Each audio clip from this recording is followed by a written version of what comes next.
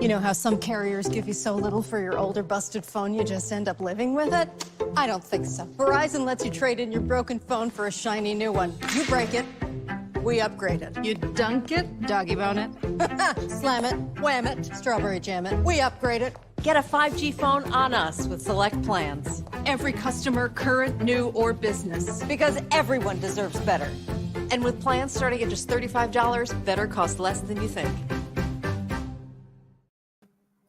Today is Thursday, December 30th, 2021, coming up on Roland Martin Unfiltered on the Black Star Network, our last show of 2021. We'll talk with Reverend Dr. William J. Barber with the Poor People's Campaign about the continuing fight for the Build Back Better plan, as well as for voting rights in this country. Also, continue focus on the case of Kendrick Johnson, the young black man found dead, rolled up in a mat in Florida. There's still lots of questions with regarding to his case. Also, on the show, we'll talk about one of the Minnesota jurors who was involved in the conviction of Kim Potter. Talks about the deliberations and what they were like. Plus, we'll go over some of the top stories in 2021. Folks, it's time to bring the funk on Roland Martin Unfiltered on the Black Star Network. Let's go. Whatever the biz, he's on it. Whatever it is, he's got the scoop, the fact, the find. And when it breaks, he's right on time and it's rolling. Best believe he's knowing. Putting it down from sports to news to politics. With entertainment just for kicks, he's rolling. It's on go, y'all. It's Roland Martin, yeah. Rolling with Roland now. He's funk, he's fresh, he's real, the best, you know he's Roland Martin now.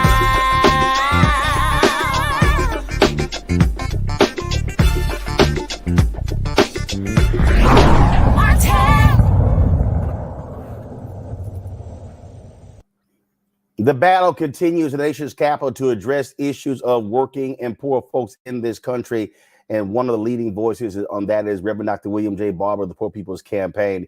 He joins us right now live on our final show of 2021. Reverend Barber, always glad to see you, my fellow Alva brother. I've been working for the last week. I've been in my basement going over all of my archives, compiling photos and videos, and I've been going over just a number of stuff. I came across a lot of different photos, a lot of different videos involving you and others. And this has been an ongoing battle, not just with, of course, President Biden in the White House, but also has been a battle going back when President Obama was in the White House as well. And matter of fact, I'm going to see if I can show you this photo here. This is Annie Cooper, of course, from Alabama. She was one of the folks who was one of those foot soldiers this was at the march you guys had here in D.C. And she's been on the front line for quite some time, and so many others. And it's a continuous fight.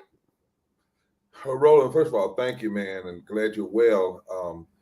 It is, and until America decides that we cannot just marginalize the issue of poverty and low wealth is morally indefensible. You can't say you believe in anything in our Constitution, our Bible, and allow 140 million people to live in poverty and low wealth in the wealthiest nation in the world. Is constitutionally inconsistent because we're supposed to establish justice, and it's nothing just about that. It's nothing just about billionaires made $2 trillion during COVID while 8 million more people fell into poverty.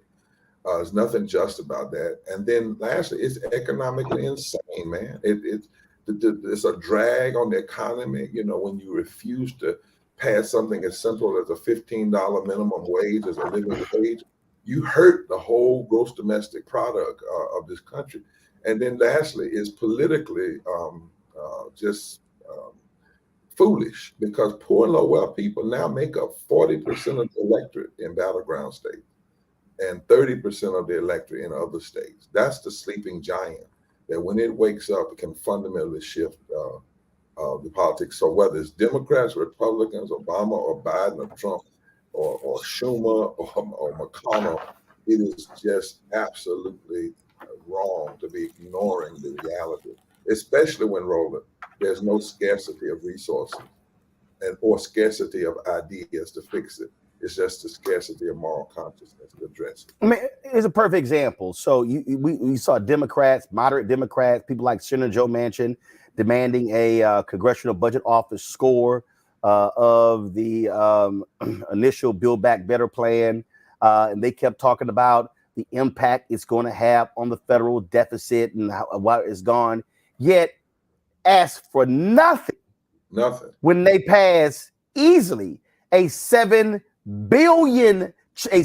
trillion defense budget. Here we were talking about 4 trillion down to 3.5 trillion down to 1.8 trillion.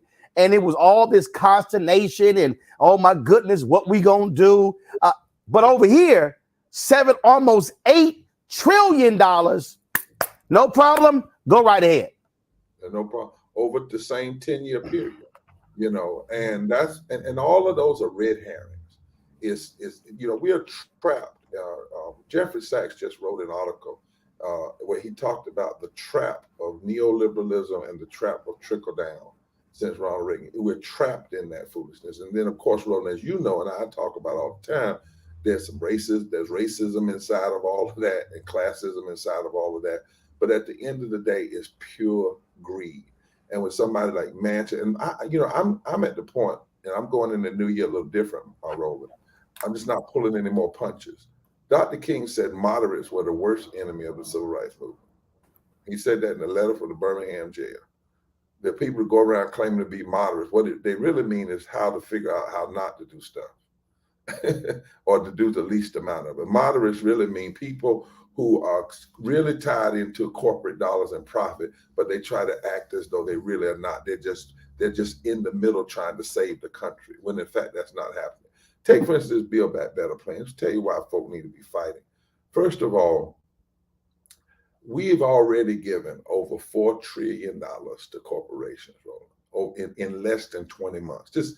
People just need to grab that for a minute. Here we are talking about 1.8 trillion over 10 years, which is 180 billion a year. We've already given nearly $4 trillion to corporations in less than 20 months. So to just throw that lie that we don't have the money out the window. Secondly, when you think about something like the Build Back Better plan, it is a step. It's not transformative. It's not an end-all. It's a response. It's a step. It's not even as much as we need. The Economic Policy Institute says we need $1 trillion a year for 10 trillion to address where people were in poverty and lower prior to COVID and then the aftermath. But look at, for instance, the child tax credit. We're talking about 35 million households being helped. We're talking about poor families. Now, who are they? Well, 33% of poor and low wealth people are white. 33% of them. That's 66 million Americans. 60.9% of Black Americans are poor and low wealth. That's 26 million Black Americans, 73 million women. So if you are against the Build Back Better plan and child tax credit, it's a form of racism and it's a form of classism. Go to the earned income tax credit. The earned income tax credit will benefit 17 million low-wage workers. 10 million of them are white. 2.8 million of them are Black. 2.8 million are Latinos. 678,000 are Asian. If you look at universal pre-K for 3 and 4 year olds, that will benefit 6 million children. If you look at Medicaid, the additional Medicaid coverage gap that's in this bill, that's 4 million uninsured people. But Roland, it's 1.3 million people of color who are currently uninsured, even in the midst of COVID, that would become uninsured. And then lastly, if you raise the wages, because inside this bill, it raises wages for home health care workers, the folk that come to your house and clean you up and help you out.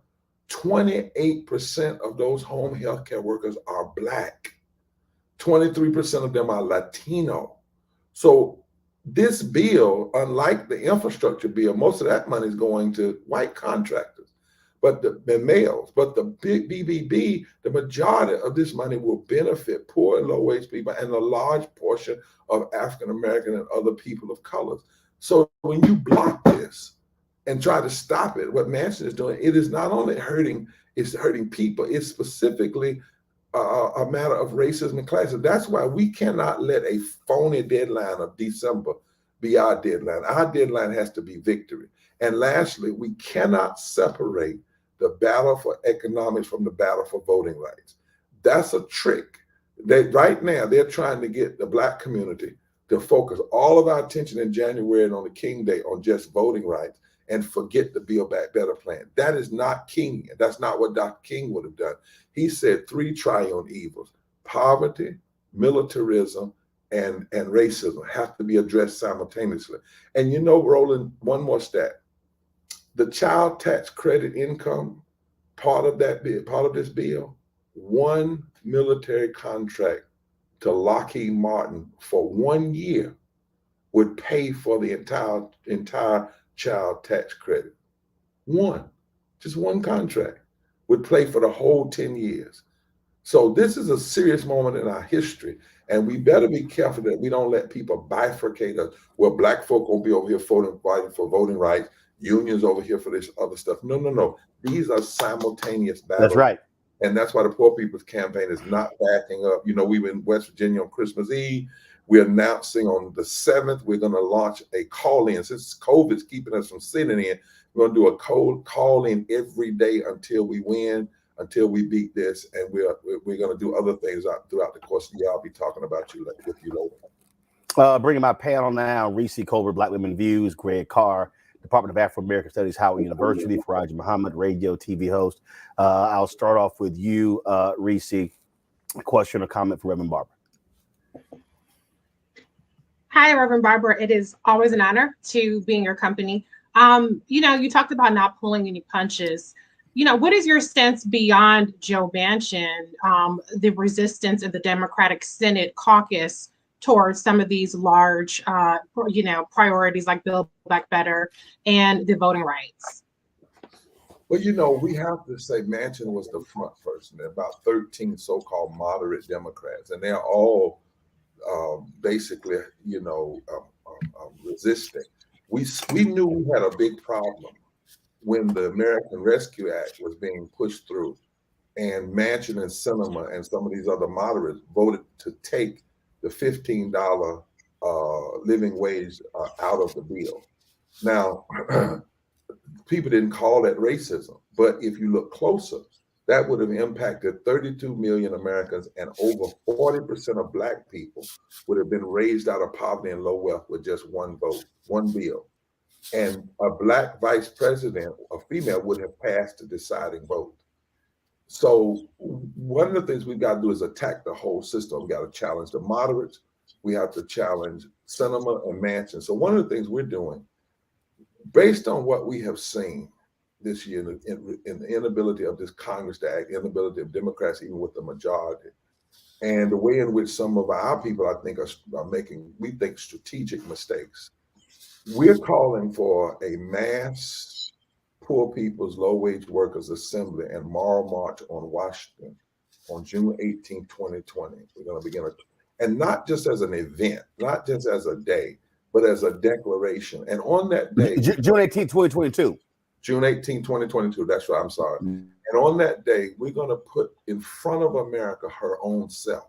This is not going to be a place for people to speak on behalf of people. But we're going to bring Kansas farmers and Black low-wage workers together, people from Appalachia and from the Delta, with economists, with religious leaders. And we're laying out an agenda. It's not just to be mad. It's declaring a third Reconstruction agenda is needed. We're going to say what that agenda is. But watch this. It's going to be a march on Washington to nationalize states, and then from Washington to the polls, because we're going to organize, and we are organizing, a significant number of this poor and low wealth people. We've done some data and found out that in most battleground states, it would take less than 22% of poor and low wealth voters who are already registered, who didn't vote in the last election, to change the outcomes of elections in that state. Most of them don't vote because they never hear Democrats or Republicans talking about poverty and low wealth. What we're doing is saying you got to start voting for yourself. You have to start exercising your power. So we're trying to wake up this sleeping giant and shift the moral narrative in this country and build political power. Otherwise, the moderates are going to continue to do what they do, which is always move more in terms of gradualism than fundamental change. Faraji. Good evening, William. Good evening, Reverend Barber. This is always a pleasure to talk to you, sir. First and foremost, I truly appreciate the work that you continue to do on behalf of the poor and the voiceless. But my big question is, Brother Reverend, is that we know that there is a political will, but something that you always speak about is having the moral will. We know that a lot of these politicians, they have the resources. They can do, like you were saying, you're putting out this, you're painting a beautiful picture in terms of what can change if they just decide to do the right thing. And that's the moral will. How do we get these politicians, these lawmakers, to have the moral will to move forward on such a powerful piece of legislation like this Build Back Better a bill here? Well, I think one thing, we have to call it a step, we've resisted calling it over. I think Democrats overplay stuff too much. They this is the most transformative. This is the most money since the Great Depression. Well, that's actually not a good thing to say. If $1.8 trillion is the most that we've spent since the Great Depression, considering the problems that exist in this country, but it's a step, right? So one of the things we're doing in the Poor People's Campaign, we have 47 coordinating committees now, and we are committed not just to marching and sending letters, but we're committed to nonviolent civil disobedience if necessary. We're committed to, we're organized with religious leaders and advocates in all these states. And so when I say that we're mobilizing towards June 18th, that doesn't mean we're just organizing for a gathering. We're organizing that. I won't say right now everything is going to happen leading up to that and everything's going to happen that week, but I will tell you that you only create moral will by creating moral tension. And that, it just doesn't. And anybody that tells you, I don't care if they're a black leader, I don't care if they run a civil rights organization, if they call activism in the street mere performance, if they call people putting their bodies on the line mere performance and suggest that they can do everything in the back room, through that they don't know history, they don't know how to do. They're not honest about political power, and it just doesn't make any sense. So we intend to create moral tension in this year coming. We intend to put people together who you normally don't think would be together. If it wasn't for COVID, we had to be smart. We launched Moral Mondays nationally in Washington, D.C., and had the largest number of people ever arrested in D.C. at one time happen this past summer. Now, it was somewhat hindered, because of COVID restrictions. But I'm telling you, the people that I talk to, whether they're Latinos, whether they're Deep South or not, they are tired, sick and tired, not the kind of tired that wants to quit. But what this Congress has not done has only emboldened their sense of a need of agitation and moral tension. You never get any transformation. That's why you will constantly hear me say, the movement we're building includes all people. And the people who are leading it, who are at the front, I'm a servant of the movement. I'm not the leader of the movement. I'm a servant of the movement. Because the real leaders are the people who have to live in this craziness every day, who feel the brunt of these bad policies every day. They have far too often not been elevated. What has happened is people speak for them, or people go in back rooms claiming they're for them. Well, it's time to put them in the front room and on the front stage and at the mic, and if necessary in the street and wherever, until we create the necessary moral tension. Is the only way you're going to get. Put it like this, brother. You will never get moral implementation without moral imagination and moral agitation. Thank you. Greg Carr. Thank you, brother. One alpha to another alpha. Indeed. Thank you, Brother Roland. And it's always good to see you, Brother Dr. Barber. Indeed. There ain't but one way to go. But you evoked our fair brother Martin Luther King, of course, and you certainly are in that work, in that arc. Sounds a whole lot like you're updating and moving forward in a 21st century version of the Poor People's Campaign, and we know that was met with violence. That the state violence is real. And I join Reese and Faraji in thanking you and being in full support, and in also hearing what you said about going into this year differently. It seems to me that many people in this country treat this country as a means to an end. And I guess my question to you is whether or not we have to do the same thing, particularly given that all the high rhetoric of America and we're better than this, nothing in the historical record supports any of that. And what you're talking about as a moral standard sounds a lot like Martin Luther King.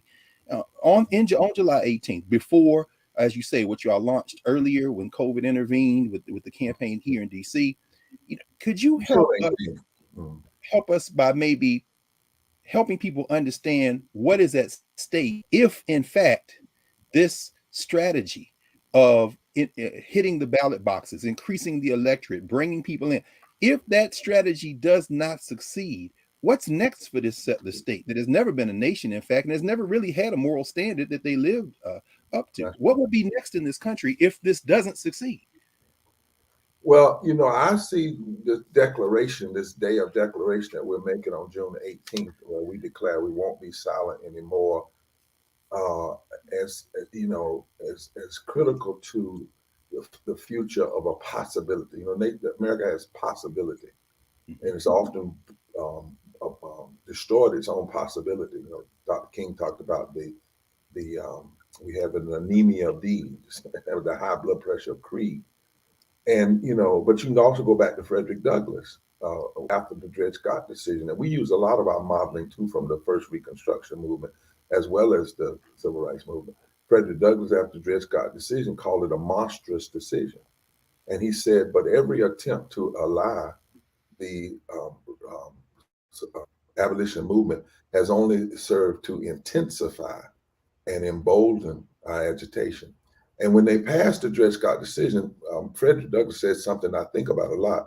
He said, could this be a necessary link in the chain of events to the downfall of the entire system of slavery? And I think we are at an either or moment. Either this country is going to respond to nonviolent moral tension, massive turnout at the polls of people who are impacted, moral outcry, and shift, and move a little bit further toward the goal, because the goals are so lofty. Or we're going to have a major implosion. We're already in the middle of one. You look at all of the people that walked off their jobs in the middle of COVID, workers. There's no way we can maintain any sense of domestic tranquility over the long haul when you have nearly 43% of your people living in poverty and low wealth right now.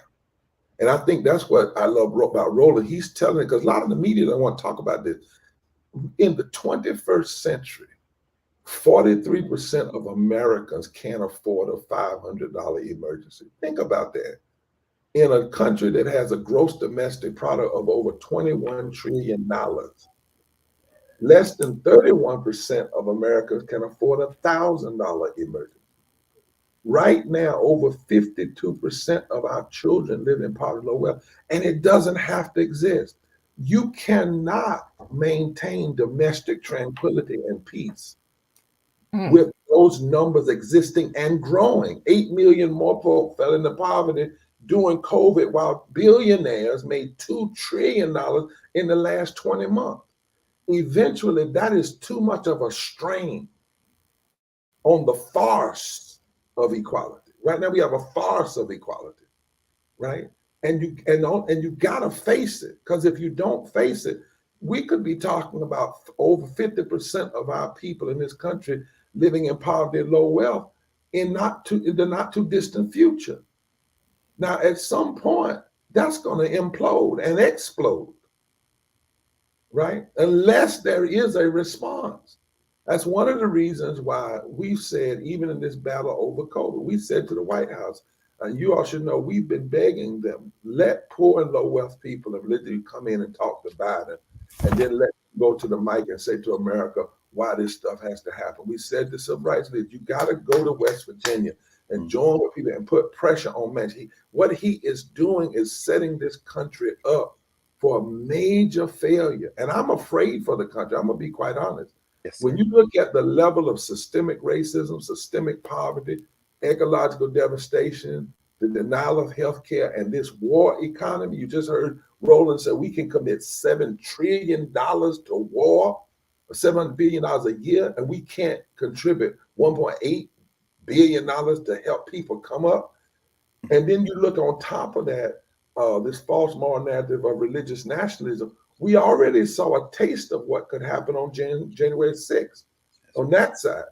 But I'm telling you, I have fear for this country if it keeps refusing to respond to moral and nonviolent cries. The level of economic pain in this country, right in the face of all of this opulence, is a dangerous mixture. It is dangerous. And that's why people that I know and I'm talking to, whether they be white mamas in Appalachia or black mamas in the Delta, they're willing to put it all on line. In fact, you know what they tell me, Doc, when we go meet with them in those places? They said, we have no choice but to fight. My goodness. Our backs are against the wall. Now, either they're going to fight in a nonviolent way, in a moral way, and the nation respond. But if the nation keeps dismissing that, that energy is going to go somewhere. Yes, sir. It's going somewhere. It's not going to just go away, particularly as the pain continues to exacerbate. And what COVID has done is it has exacerbated the realities of racism and poverty. And in a strange sense, this sickness has given us a chance to get well. And if we cannot respond with a level of grace and compassion and morality in our public policy after 800,000 and growing deaths, if America is going to continue to say this kind of death is acceptable, on top of the fact that before COVID, 250,000 people died every year from poverty, 700 people a day from poverty, and it's still growing. And if you can't respond, if this death doesn't scare us to life and scare us to a new kind of public policy, I fear for the future of this nation. Well, which is why, Reverend Barber, I believe what has to happen as we, look, once we go into the new year, you talked about MLK Day. Anybody, any Democrat, any Republican who tries to send out an MLK quote or some crap like that need to be eviscerated. I would say to any of these civil rights organizations who are being quiet, talking in closed rooms, but not out publicly, should be called out as well, because King was not quiet. And so I don't want to hear all these folk praise MLK. As I always say, treat him like a civil rights bobblehead and like a civil rights mascot, as opposed to talking about the things that he was fighting for. If you ain't there, I just don't even say nothing on that day or that weekend. Yeah, I'm writing a piece, Roland, with some other folk. So I got convicted in the spirit to write a piece called "Who's Killing the Democracy." Remember when Dr. King did a piece called "Who Killed Jimmy Lee Jackson? Who killed James?" And in that piece, he named everybody. He named black leaders that wasn't doing what they were supposed to do. He named preachers. He named the white Klan. He named moderates, because he said, at some point, you have to do an autopsy. And the reality is, even when I see people trying to one issue, Dr. King, or one issue today, just voting rights. No. Martin was very clear to us. If you don't address these triune evils, and we say today it's not triune, it's a 7-dimensional evil.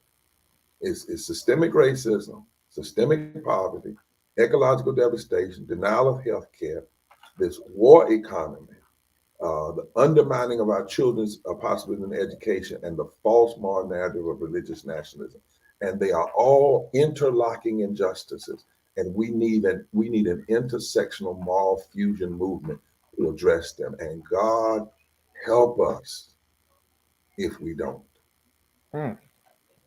All right. Dr. Barber, congratulations, man, on look, the battle continues, another year being on the front line. Your health has been holding up. It's been very difficult. You've had to deal with a lot of grief this year as well. Folks passing away, and people love to go to the preacher, the senior pastor, and put all of their cares on them. But the reality is, our leaders need to be prayed for as well, and need respite. Dr. King understood getting away. He would often go to Jamaica and other places to rest and relax. So hope you do the same. And we're going to be right there with you on the front lines in 2022. Our cameras will be there live streaming as well, because at the end of the day, we're not going to get the kind of attention that we need from mainstream media. And I'm not interested in even asking them anymore. It's just a matter of us creating our own platforms, be able to tell our own story. Amen. Thank you for all you do, Doctor. We pray for you, the whole panel, and thank you for that advice, brother, because every now and then we do need to step away in order to keep stepping on. So yes, God sir. bless. I appreciate it. Thanks a lot. Tell the family Happy New Year. Sure will. All right. Gonna go to a break. We come back. We're going to talk more with our panel on that conversation we just had with Reverend Barber right here on Roland Martin Unfiltered on the Black Star Network.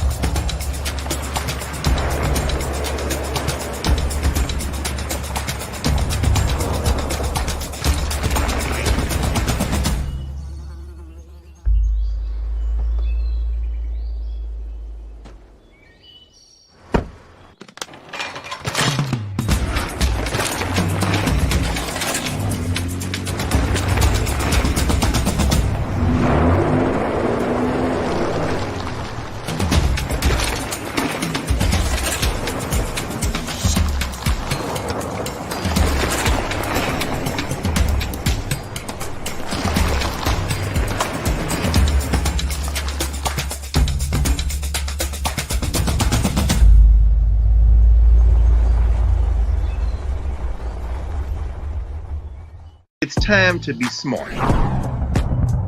Roland Martin's doing this every day. Oh, no punches! Thank you, Roland Martin, for always giving voice to the issues. Look for Roland Martin in the whirlwind, to quote Marcus Garvey again. The video looks phenomenal, so I'm really excited to see it on my big screen. Support this man, Black Media. He makes sure that our stories are told. See, this difference between Black Star Network and Black-owned media and something like CNN. I got to defer to the brilliance of Dr. Carr and to the brilliance of the Black Star Network. I am rolling with Roland all the way. Honored to be on a show that you own. A black man owns the show. Folks, Black Star Network is here. I'm real revolutionary right now. Roland was amazing on there. Stay black. I love y'all. I can't commend you enough about this platform that you've created for us to be able to share who we are, what we're doing in the world, and the impact that we're having. Let's be smart. Bring your eyeballs home. You can't be Black-owned media and be scared. You dig?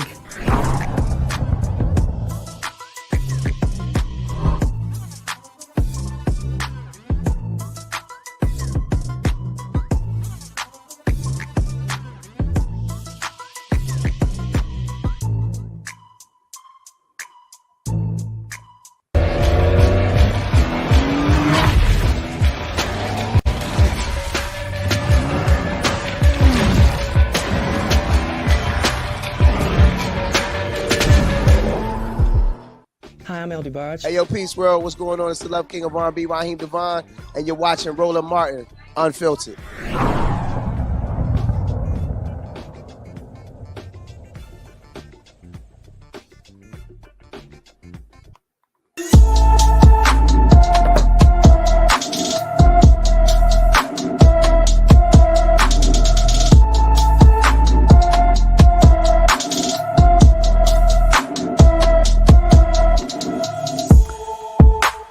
Folks, 14-year-old Niall Foggy was last seen December 18th in Philadelphia, Pennsylvania. Niall is 5 feet 5 inches tall, 110 pounds, with brown hair and brown eyes.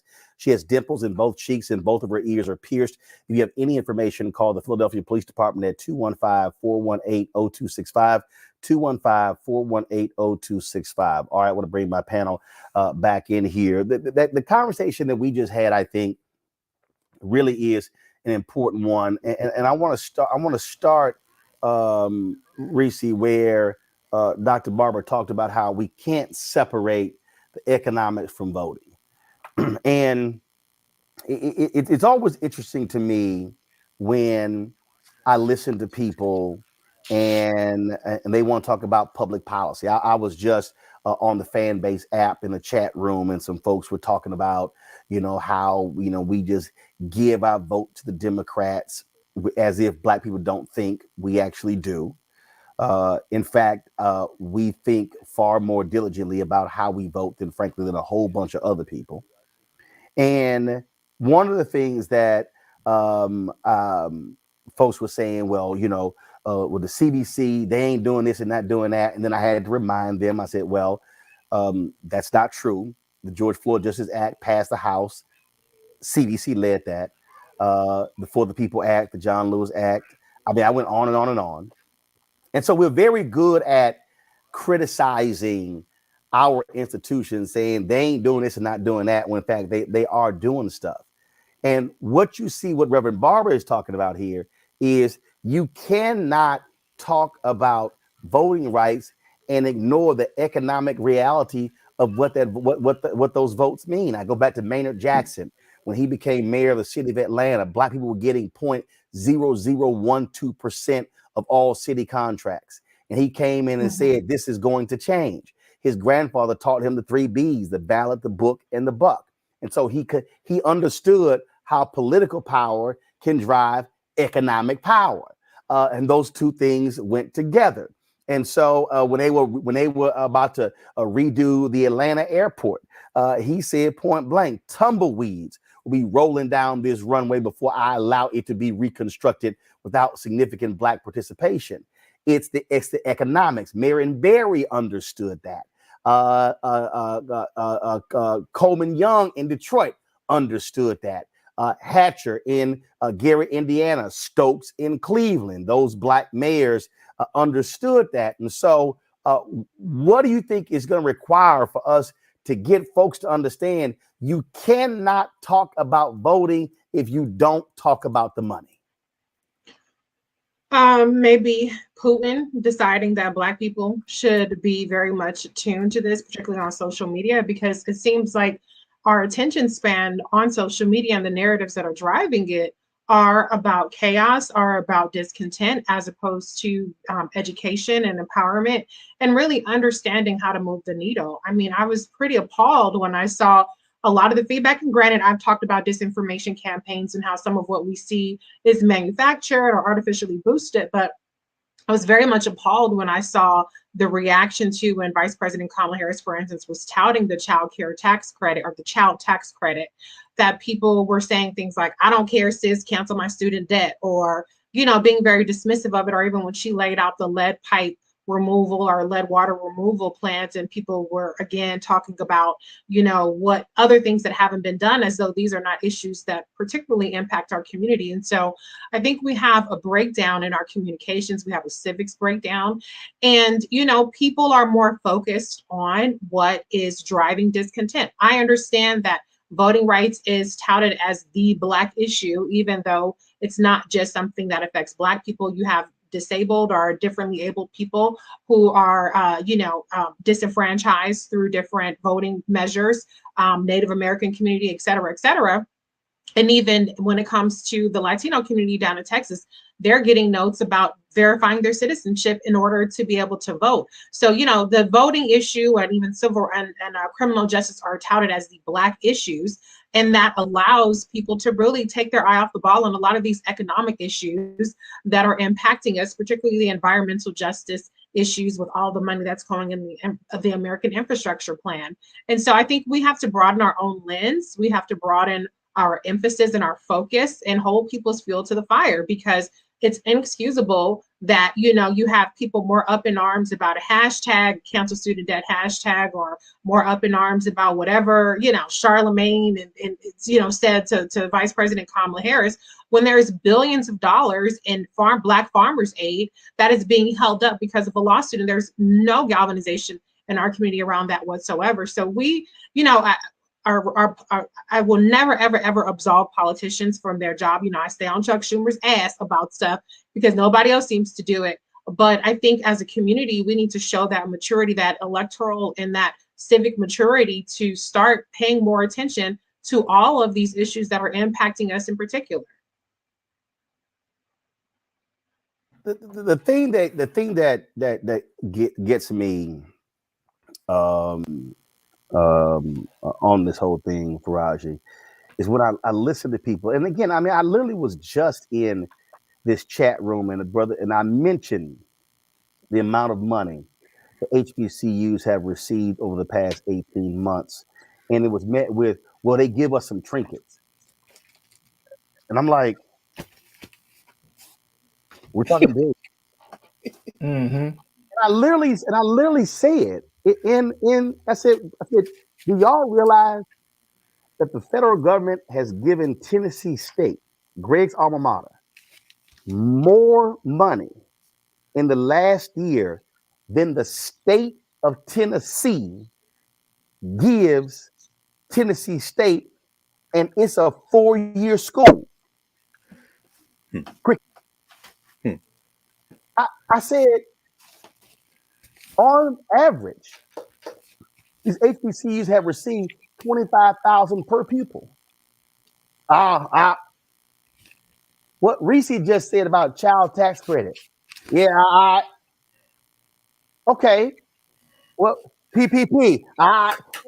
Well, damn. Please, please show me then. Like, well, what's worthy then? I mean, and again, I'm all about holding folks accountable, but I cannot dismiss what actually happened in 2021 when there was a complaint about the lack of Black businesses getting PPP loans. They literally created a special period for Black-owned businesses, partnered with the National Bankers Association, the Black-owned banks. We had them right here on the show. I hear, well, and I'm like, well, damn. And so it's not a question of, well, you must show your gratitude. No, it's called being honest about what has actually happened. All these pseudo so-called, Black power folk who love trashing this show, not one time have I seen them call John Boyd. To Reese's point, he's been on here multiple times. So it's amazing how pro-Black a lot of folk are, but they ain't saying. Then I had somebody say, well, that's a drop in the bucket for the Black farmers. Well, damn.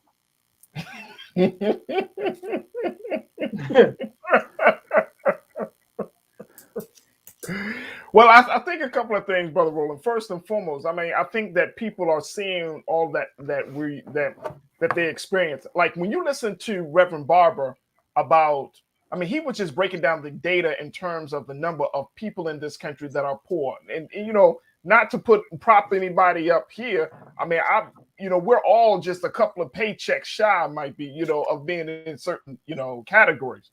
But when you look at how many challenges that are on the table that are facing Black people in this country, and then the pace of progress, it's so slow that you're creating a culture of frustration. You're creating a situation where people are just feeling like there isn't enough. That's not enough. That's not enough. But I think to your point, the ball has to start rolling somewhere. The trickle or the little bit here is just the beginning point. And it's unfortunate. The unfortunate part about this whole dynamic is the fact that with each new administration, with each new congressperson, we got to kind of go back to square one. And that's the frustration.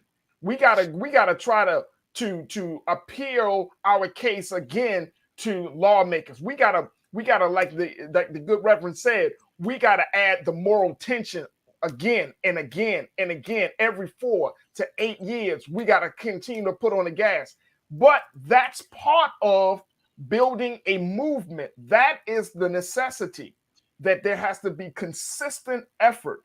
We tout the great names of Dr. King, Malcolm X, and Fannie Lou Hamer, and all of those. But one of the great things in character traits that each one of those folks had is they never gave up. They never stopped having the faith.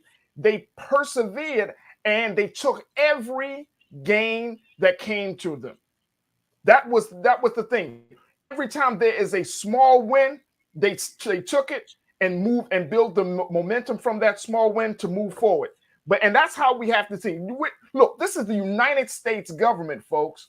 Do you truly, truly believe the United States government, one of the most wicked governments in the history of this world, if not the most wicked, do you truly believe that they have to give us anything, that they want to give us anything? So we have to put things in its proper context and perspective to look at it, that if we're making some moral gains, if we're getting $5 billion for Black farmers, or if we're getting money for HBCUs, we got to take that win, but at the same time, keep the foot on the gas so we can keep it up the ass of those who want to make sure that they trying to stop the progress. I mean, the Reverend, I'll end it like this. Reverend Barber said that one bill could have saved 32 million Americans. One bill, one vote. And look at how the heart of the lawmakers have just hardened to the point they don't even give a damn. So we got to get into a space that we got to take the wins, but we got to keep that foot on the gas to keep it up the ass of all these lawmakers to make sure that they understand that we got to be serious about our own progress and freedom. We got to be serious about our own movement and revolution. But the problem I see with this, Greg, is when it is a singular conversation. What I mean by that is we, for some reason, whenever we have these conversations, it always reverts back to the federal government. Without realizing that if you actually add up the state budgets, they exceed federal. So when we're talking about how do we make economic change, literally, somebody made a statement. Somebody made a statement in this chat room about how we own all this stuff before the Voting Rights Act, and now we don't. I said, well, us voting ain't had nothing to do with that. I said, what we owned before, I said, during Jim Crow was because we couldn't live and eat and work anywhere else. I said, then when integration came, we then went all about. So I then said, well, okay, so if we keep having this gentrification conversation, I remember when I was moderating the National Urban League State of Black America report, and gentrification, one of the big issues. And I turned to the audience and I said, I'm sorry, are we going to have a conversation about gentrification, or are we going to come back a year from now and the National Urban League has created an investment fund to buy up the land that's in our neighborhoods, so therefore we still own it?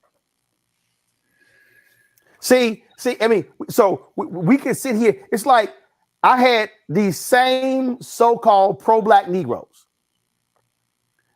dogging me for demanding corporations spend advertising money with Black-owned media when we're buying their cars, their hamburgers, their shoes, their clothes, their jewelry, and everything. And I'm going, so how do you think we actually grow when CNN and Disney and Fox and ABC and CBS, they are worth billions from the same ad dollars, but I shouldn't be demanding any of those ad dollars, but then you want us to cover stuff, so how we gonna cover it if we ain't got the money to cover it? And so at some point, we've got to also look at, as Reverend Barber said, Dr. King did, we get to challenge some Black folks on what our game plans are, or are we only going to talk about, hyperventilate about the problem, as opposed to say, no, here's a plan of action, now we're going to get it. I ain't had no problem saying we put together a plan of action and went after the money, and we've gotten some of the money. We ain't gotten all that we supposed to get, but we still going after it. But I'll be damned if I'm gonna sit here and say, yeah, no, why you out there begging the white man? But you shop at their store. Right. Oh, I'm begging the white man, or rolling out here begging. No, it's called making a demand. Sound to me is the same. So to me, the challenge for Black folks in 2022 is we got to be as equally vigilant in challenging ourselves on what is our non-political game plan, as opposed to what's our political game plan, Greg. Yes. We're on a collision course, not just in this little imaginary corner of the globe called United States of America, but as a human species. While we're having this conversation right now, in Chile, they are deep in the process of writing a new constitution. The old one they have, which comes from the United States abetted coup d'etat in 1973 against Salvador Allende, resulting in his murder and the installation of a dictator, Augusto Pinochet, who basically wrote a constitution with his cronies to give away all the natural resources of Chile, is being thrown out. And they just elected a 34-year-old who is squarely in the camp with the people who say we must now build a new society. That's impossible in the United States of America, which was started as a commercial criminal enterprise. And Reverend Barber, our brother, as he said, walking into 2022 with a different attitude, is firmly on a collision course. So are you, Roland. You're not going to censor what you say. You're not going to not speak truth to power, regardless if you get $1 billion from advertisements, white advertisers, white companies, or 1 penny or nothing. And I think that too puts you on a collision course, puts us on a collision course, because the system we are in is unsustainable. We heard Reverend Barber talking about that. one of the most difficult things we have to face in this moment, of course, is, and Reese keeps bringing this up in terms of the disinformation dimension of it, is the saturation of media. There is so much to watch that people tend to watch nothing. There was a recent poll in the UK which asked the population there, who do you trust for COVID advice? The number one category was friends and family. Because in a not doctors, why? Because when there is white noise everywhere all the time, you tend to go to the thing that you can feel like you can rely on the most, and that is a very local conversation. Now, the problem, of course, with that is that there are no local conversations in a modern world system, because there are people who are monitoring the whole thing at one time. This young guy was elected president of Chile, and the markets immediately attacked him. And you see the Chilean stock market begin to dip. Why? Because the market has other interests than the people. This is why there's a collision course. And so they're going to try to force that Chilean government right by pulling out investments. Last year, corporate entities made $12.1 trillion. $12.1 trillion last year. Clubhouse, which was the hottest thing in the world a few months ago and now couldn't sell water in the desert, doesn't need to make money. Why? Because they have been funded by the billions for people who understand they have different interests than building community. Last year, these special, and I know you know this better now, these special purchase acquisition entities, what they call blank check corporations, they raised $152 billion last year. Companies that went public and private. No, don't run past that. Blank check companies that raise billions of dollars, yes, sir, with no business plan. Then after they raise the billions, then they go out and then identify what they're going to buy. Then they buy it. Like y'all, like no. Let me say this again. No business plan. Just some white guys going, hey, let's create a SPAC. And then they go, sure, here's $10 billion. And now this publicly traded company is created, this SPAC is created. And then they go, hey, we want to come buy y'all. And then all of a sudden, boom, publicly traded company. Y'all, don't even think for a second I could go get $10,000 without a detailed business plan. Right. Right. Meanwhile, yes, right. Go ahead, bro. Go ahead. No, I was gonna say, meanwhile, they just gave Donald Trump's new media company billions. I mean, he wrote him a blank check. And because of the way it's set up, we don't actually know who's funding it. Exactly. We don't know who's putting the money in. And in fact, I saw one report today where while Donald Trump was running around talking about China, there are Chinese investors in the company. But see, you can't tell these MAGA folks nothing. But see, that's how stuck on stupid they are. The thing here for me, and Greg, it trips me out. I had these folks, man, you ain't down for black people in economics. And I go, really?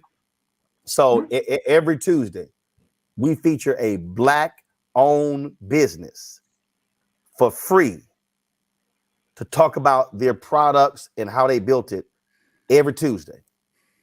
Every Wednesday, we have a black-owned tech company doing the same thing. And it's nothing personal. I had somebody go, well, man, why you ain't had Claude Anderson on? I said, because I actually have people on who's doing what Claude's talking about. See, let me just go ahead and say this right now, that if there's something I need black people, and this ain't directed at Claude, but I do need black people to listen to what I'm about to say. We have got to stop being excited by rhetorical flourishes.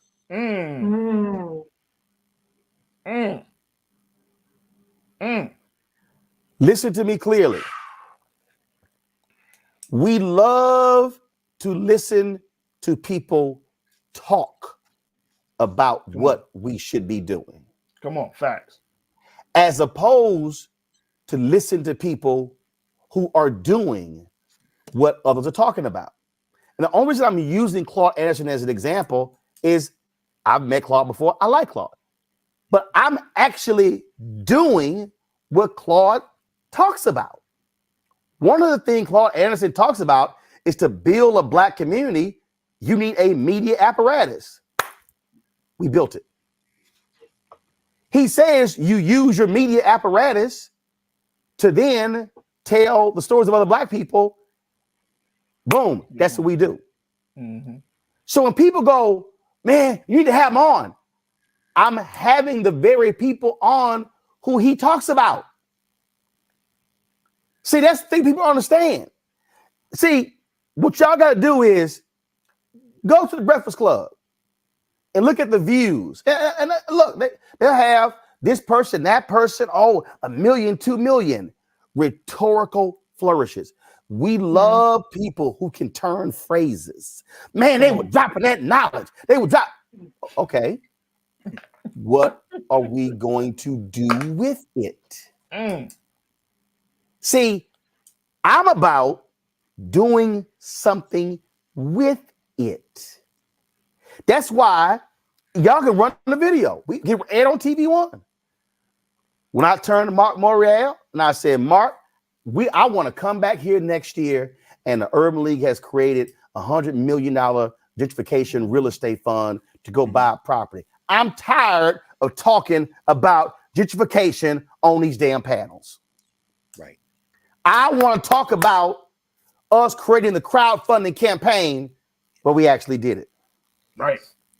The brother in Atlanta, I think was named Jay Morrison, did that. Whole bunch of posts, man, but the brother, he ain't shit. I said, hold up now, see, now we run around, says what folks should do, then we talk about what folks should be doing. Last night, we had my brother Isaac Hayes III on. When he came on the show, they had raised $150,000 via their crowd fund in the first 24 hours. This morning he posted, they've already hit 300,000 on their way to raising 2.5 million. Y'all, if we gonna do something in 2022, it's time, and Greg wanted to speak to this, where we stop flapping gums, where we stop rewarding people who talk a good game, and then we start saying, no, what are we doing? How did we grow? How do we get bigger? How do we expand? I am tired of, I am 53, turned 53 in November. I'm not interested in the woe is me conversations. This is about how do we achieve progress, and that means on the city, county, school board, state, federal level, private business, corporations, you name it. What's not going to happen on this show, and I'm gonna tell you, I had somebody tell me, man, why don't you have this brother? I said, you want me to put somebody on who all he does is trash me on YouTube and won't even show his face? And I'm sorry, what expertise does he bring to the table? You want me to bring somebody on who all they do is talk in front of a wall? They got a bad lace front, and all they do is talk about other Black people, and they don't have anybody of consequence on their show. So y'all want me to put them on my show? This is what I've said. All them people can go talk on YouTube by themselves. They can go on IG Live, Facebook Live. They can go on all the lives they want to. But what I'm not going to do is put on mess to create mess. When all we have in the Black community is a whole bunch of mess. Ain't interested. That's why y'all ain't gonna see now. Look, now Reese love them housewives shows. That's fine. I don't care. I'm good. I know. I see your tweets, but y'all need to know you ain't gonna never ever see a housewife on this show.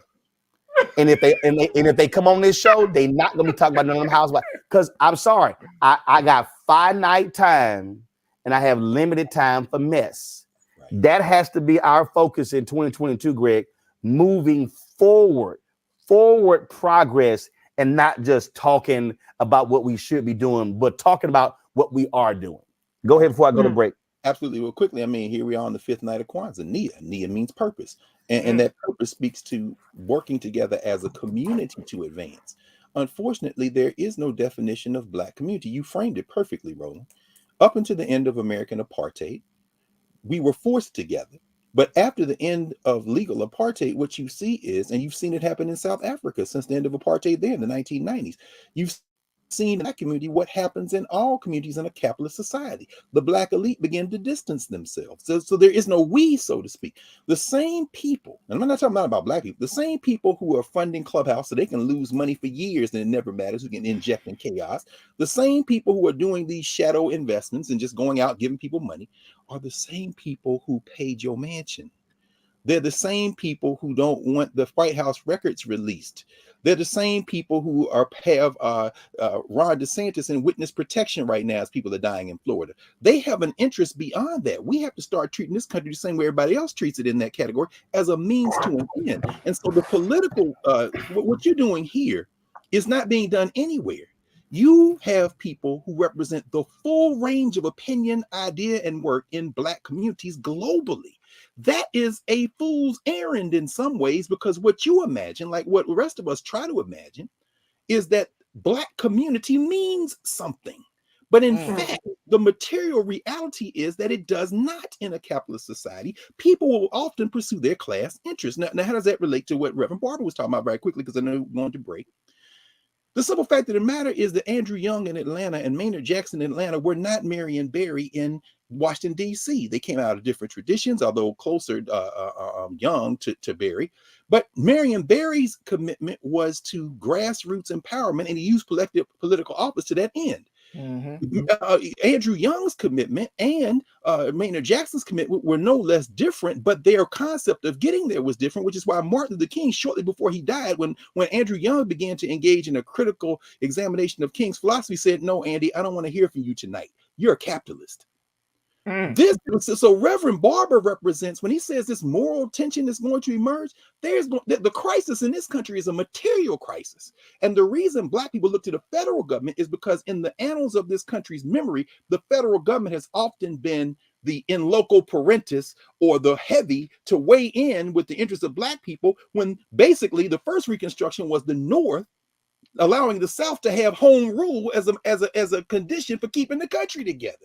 The second Reconstruction was Black people trying to violate that principle. And what did we get for the last 50 years? A violent pushback. If we keep this up, it's going to be some violence from the state. And Merrick Garland ain't going to do a damn thing about it. Finally, here we are on the verge of what Reverend Barber might call a third Reconstruction. But that will only take place if we understand that if the Urban League bought up $1 billion worth of property, and it displaced people who don't own homes because the property value went out or drove them out of their own communities, then the Urban League will be part of the problem. This is a moral crisis. And what you're trying to do, and what you are doing with Black Star Network, is trying to bring everybody to the table to have a very serious conversation about which way forward. And until we have that conversation, we can't just use the color of somebody's skin as a proxy for group advancement, because some of them Negroes are our enemies. And with that, we go to break. We come back. We'll talk with the parents of Kendrick Johnson, who are still seeking justice for the death of their son in Georgia. You're watching Roland Martin Unfiltered on the Black Star Network.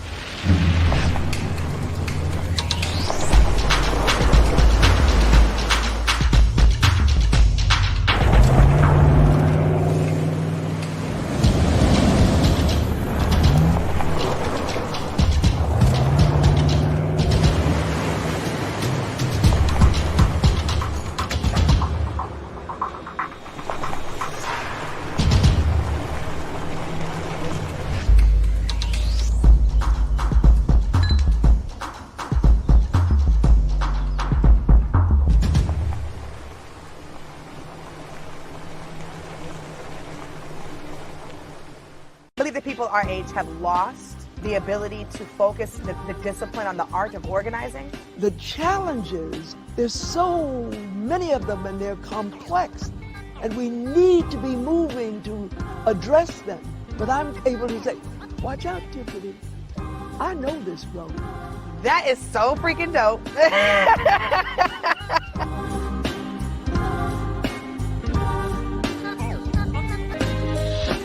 I can't tell Roland nothing because Roland got game. Roland is one of the best lefties I've ever seen in my entire life. So Roland kicked my ass the last 3 times I played, so I really have nothing to say to Roland.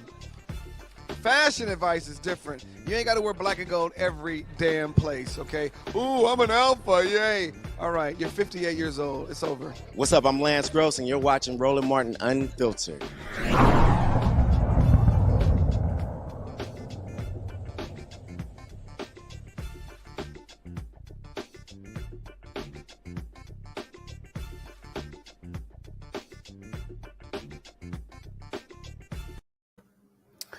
Oh, Chris sounds salty. He's not an alpha. It's all good. It's all good. And yes, rocking the black and old gold does not end when you leave college. It's a lifelong commitment. All right, folks. A story that we told you about, God, 8 years ago continues. And that is Kendrick Johnson was 17 years old when his body was found rolled up in a mat in a Georgia high school gymnasium. To this day, no one has been charged in his death. Many believe there was a cover-up. There's a documentary out that is called Finding Kendrick Johnson, and here's a sneak peek at that documentary. I can't do this. I cannot do this. Round 911, where's your emergency? Yes, I'm calling. My son had come home from school. Kendrick Johnson. You know, she said, have you heard from Kendrick? 12 o'clock, I knew he was dead. The body had been moved. The scene, in my opinion, had been compromised. When they said he climbed inside the mat to get the shoes, I already knew that was a lie. We opened the body in this particular case, and the organs were not there. Paper had been stuffed into the cavity to fill it up. Body parts are missing, evidence is missing. And we tested it, and it was blood. Now, we did DNA testing, and it was not the blood of Kendrick Johnson. If it wasn't Kendrick blood, who blood was it? The parents hired their own medical examiner who said this was a killing. An FBI agent's home was raided last month in connection with the investigation into the death of a Valdosta teenager. Supporters for Kendrick's family are calling for a Department of Justice investigation. What do you want? Justice! The Johnsons and their supporters now hope the FBI will get an answer to what happened to Kendrick Johnson. All along, we know it was bullshit. We know it was bullshit. If KJ had been white, we wouldn't have had to make this film.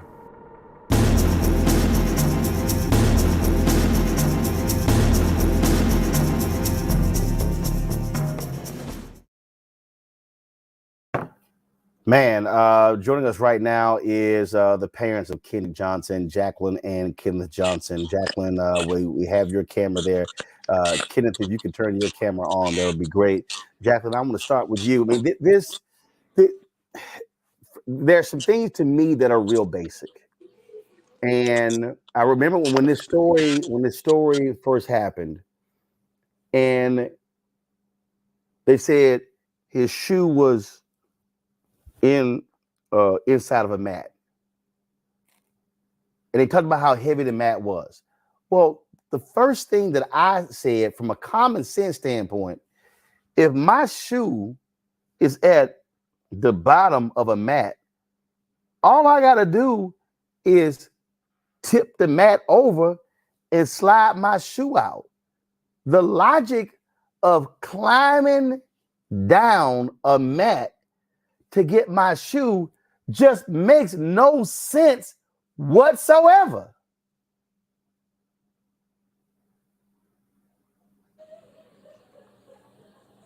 Jacqueline, go ahead. Yeah, it makes no sense. They, I guess they just thought we were just ignorant, dumb parents that were gonna believe anything they said. And it's just it was just baffling. And again, when I remember the video came out and we begin to see more and more of this, stuff just simply did not add up. The case was closed. So has a new U.S. attorney, have they reopened? Are they examining the facts of this case? What's actually happening right now? Well, right now the case is open, but they're not doing anything about the case. The case was reopened just to satisfy the community because the sheriff that got rehired back in for sheriff this year is not the same sheriff. And he promised the community that if he got rehired, that he would reopen the case. And so that's just what he has done, reopen the case, but he has not done nothing about it.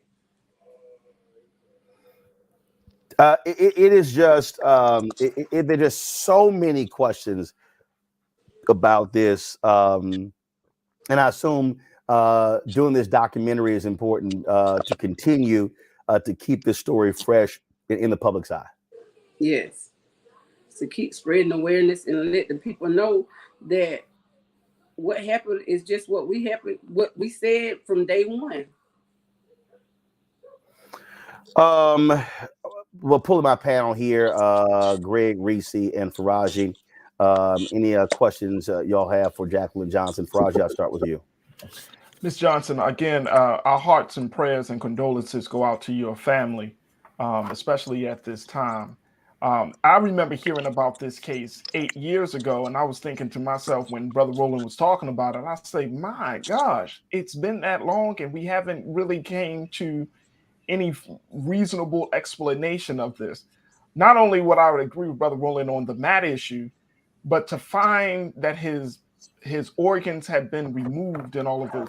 I mean, wouldn't that, what has been told to you and to your family about that situation? How did it get from him climbing to get his shoes from an unrolled mat to his body being stuffed with papers and organs removed? Like, what was the lie? Or what has been the unexplained reason as to why that has happened? What has been said about that, Ms. Johnson? First, about the shoe, we know that was a lie.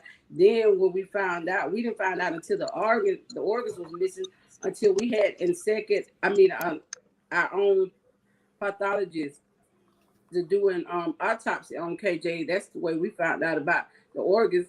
But everybody is trying to say that the GBI got them, the funeral home got them, or it's between the transport. So, everybody's lying. And then the sheriff told us you couldn't file a suit for the missing organs because it would be like he would be having to prosecute the GBI. Okay, if they're responsible for Kendrick organs, they can be taken down too.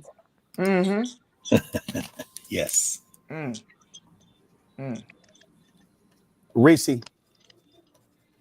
Ms. Johnson, I'm so sorry for your loss. This is such a just horrific story.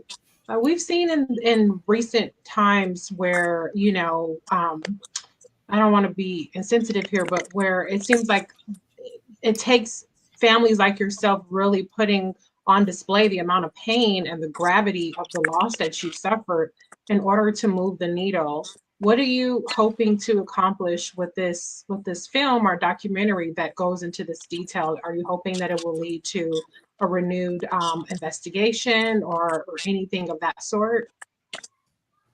I just feel like at this point, in the documentary, it's enough evidence that they have gotten from the 17 boxes that were returned from the Department of Justice, and the documentary where it clearly shows where the young man lied at. That it's enough evidence. I just want this is a case that it's been politics.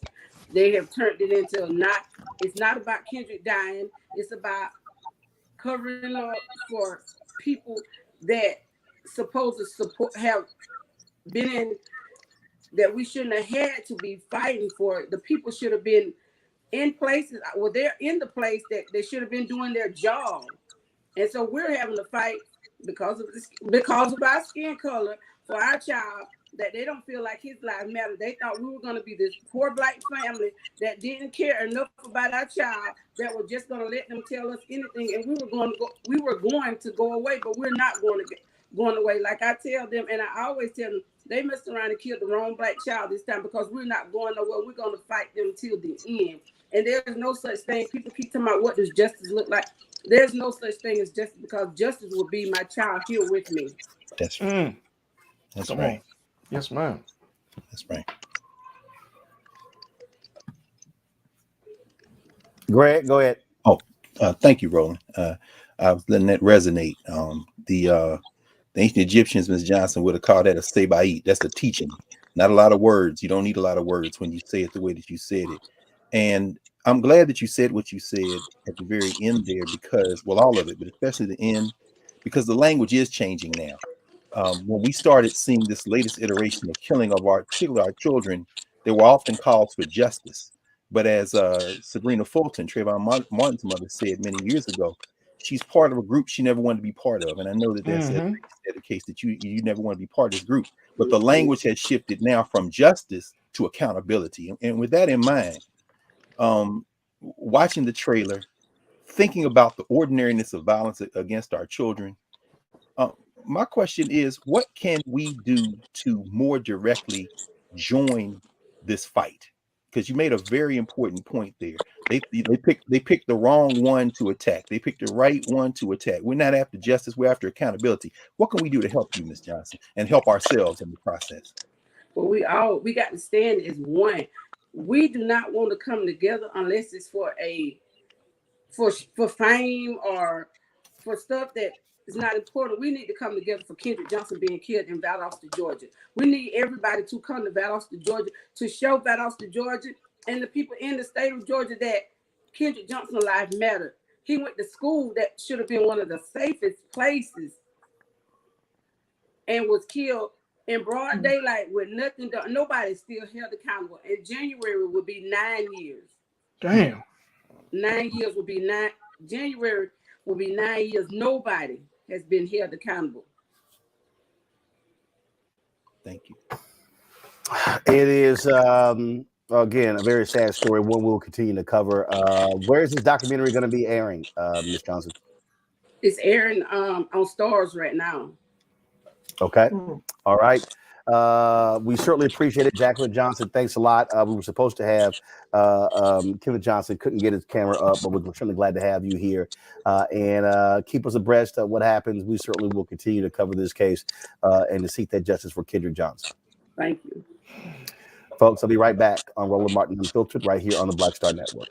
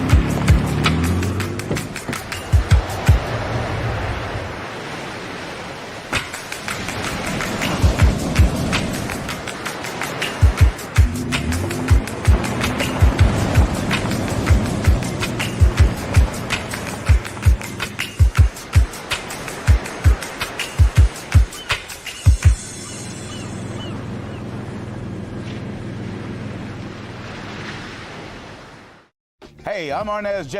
Black TV does matter, dang it. Hey, what's up, y'all? It's your boy Jacob Lattimore, and you're now watching Roland Martin right now. Stay woke.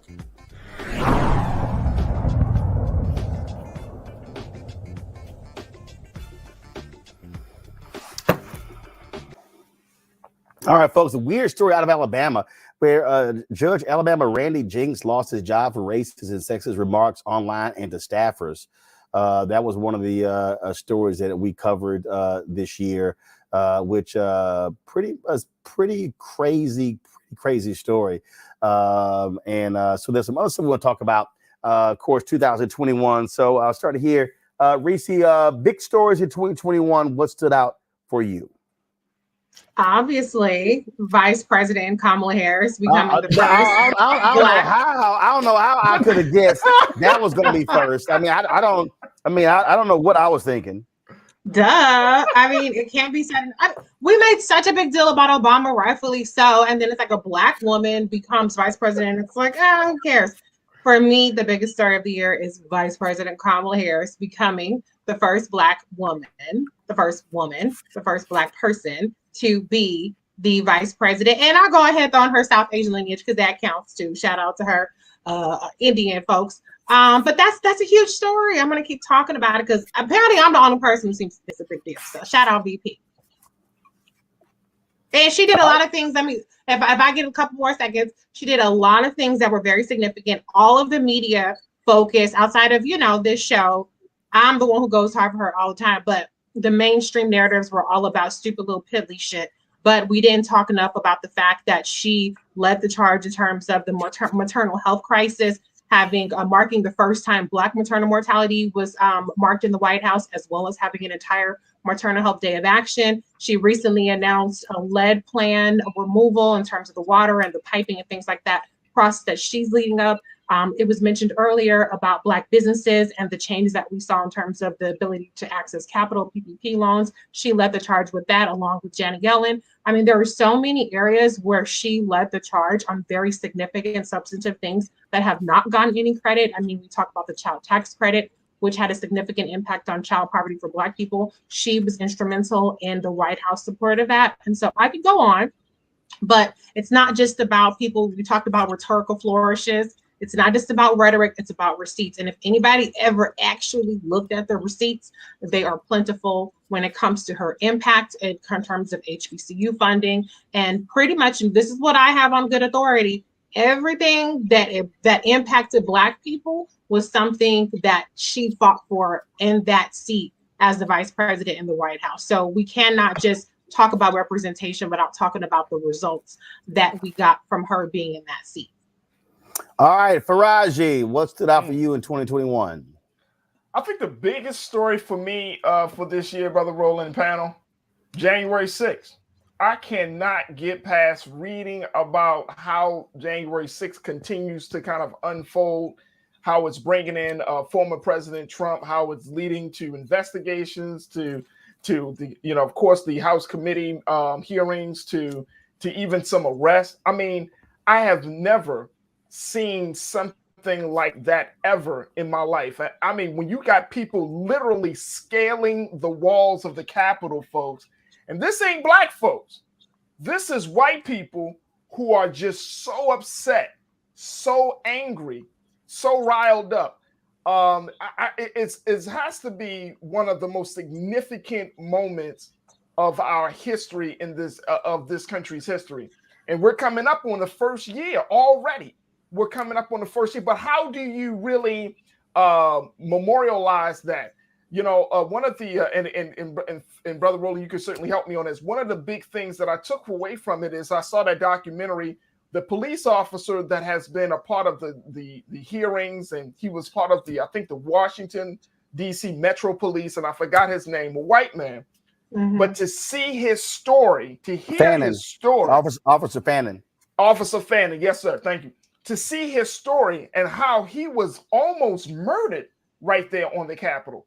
I mean, that has to be, and I mean, if you're a political science person, or you just like to see, social science, I've never, ever seen that in my life. I remember just watching the TV in awe, in shock. I mean, I was going through a lot of different emotions, but one of the big things that I gleaned from that moment was the simple fact that if the United States government is falling apart for white people, where it has always stood up for white people, hell, we ain't got no chance. I mean, if it got to that point for white people, then we need to rethink our strategy on our relationship with this government, because if white people are scaling the walls, not getting shot down, white people are scaling the walls, killing police, they're scaling the walls, and not truly being prosecuted, we have no chance in terms of moral redemption. We have no chance of getting the type of freedom and justice and equality that we deserve. That had to be one of the biggest moments for me, Rob Roland. Greg. Yes, I think while, of course, working at Howard University, there's no way but to acknowledge the watershed significance of Vice President Harris's election. And of course, Howard had its own crisis, predictable crisis, this semester as a result of COVID and convergence of all the issues that many universities are facing. I think in the weeks preceding her inauguration, her swearing in, of course, as you say, Faraj, I think the story is January the 6th and everything that has taken place in that year since. So I think for me, the major story is if this were a doomsday clock and the end of the United States as a country was midnight, I think we moved a little bit closer to midnight in the year since January 6th with the critical race theory war, which is a proxy war, as we know, by white nationalists who literally rather die of COVID or anything else. The anti-masking, the anti-vaccine campaigns, the abortion laws passed in Mississippi and Texas that the Supreme Court is set to use to overturn Roe versus Wade. All of these, the state house and voter suppressions, which led to the election of a nut as the governor of Virginia and another nut who happens to be black as the lieutenant governor. All of these things speak to, for me, the biggest story, not only of this year, but really of the last 4 years, beginning on election night 2016, which is that this country is closer to an open civil war than it has been at any time since really the civil rights movement. There's a new book out by Stephen Marche, a Canadian, who's written a novel called The New Civil War. That's based on interviews with over 200 military folks and scholars and activists. And his assertion is that when Trump gave that inauguration speech, that famous American Carnage speech, and then a couple of years later, you see literal tanks on the streets of Washington, D.C. on the 4th of July. And then you see tear gassing protesters in the summer of the racial uprising. He said, what happened on January the 6th was just the next logical step. So the story for me is they are literally dismantling the apparatus of the federal state. My only question is, what are we going to do to stop it? Come on. Come on. So I think that when we think about this year, certainly January 6th, hell, 6 days in. And it was very interesting. My publicist, Tasha, got upset with me because I did a lot of media interviews and they would ask me, so Roland, what was going through your mind when you saw it unfolding? And I said, I smiled. And I sort of had I did. I said, I smiled. You went hard in the face. I said I sort of had a Malcolm X moment when he was asked about after Kennedy was assassinated. And I said, and the reason I smiled, I remember because we were in Georgia. Also, that was another huge story in 2021, the election of Raphael Warnock and John Ossoff. You know, we basically moved to Georgia, spent 5 weeks there. And it was that this happened the day after the election. And we were actually at a black-owned restaurant where the staff was just chilling, just taking in the win. And it was on television. And I remember going over to the bar and we're seeing on television. And I was standing there like this here, and I started smiling. And I said, America, y'all now get to see what we've been telling y'all was going to happen. I said, there's no more, y'all are just, no. I said, you now get to see what we told y'all was going to happen. And it's happening. And I said, I was glad that folks had to see it. Because see, now what has unfolded has been the recruitment. Pete Navarro admitting they recruited more than 100 House members, and how Senator Ted Cruz leading the effort on the Senate side. Wow. See all of these different things. Wow. And now we hear Steve Bannon was right there planning and plotting, and he's still planning and plotting. Okay. And, he also got charged with contempt of Congress. And we could go on and on. All of these things are happening. And we told y'all it was going to happen. But now y'all seeing it. But see, now the question is, how do you respond? That's right. Now who goes to prison? We also, saw significant, by having Reverend Barber, what they were doing, the mass action, the protest. We saw that happening. But also, I think what we also saw happen in this year, we did not see enough action in some other places. We saw the problems Black Lives Matter faced. when they publicly announced how much money that they had received. And I had to keep reminding people, a lot of folk made a big deal out of Black Lives Matter receiving $90 million in funds, but NAACP got about 130, 140 million. Now they never released their number. National Urban League never released their number.